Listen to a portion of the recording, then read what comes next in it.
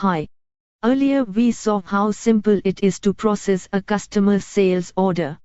Right from purchase requisition to purchase order, from material inward to production issue, production receipt. Now that item is ready, we will raise an invoice. Please go to Sales Order Based Credit Invoice. Select the customer and customer ID will automatically appear. Ship to ID also can be changed if required. Select the customer order number.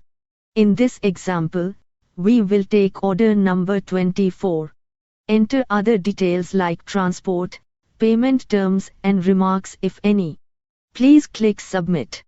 SimplyRP will guide to item entry page.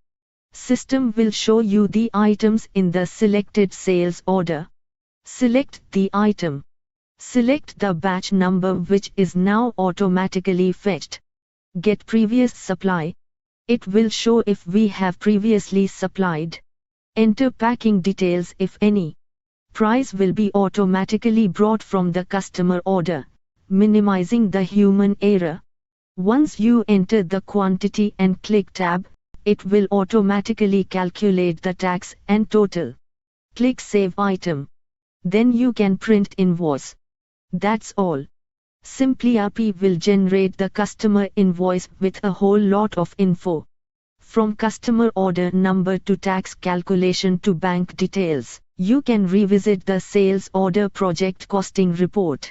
You can see the customer invoice is also appearing and all the history related to that order is shown there. You can also go to sales reports, pending SO versus invoice report. Select the dates.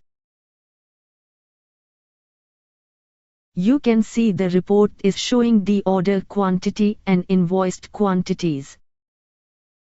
For more queries and consultation, please feel free to contact us. SimplyRP is the easiest way to manage your customer order processing. Thank you.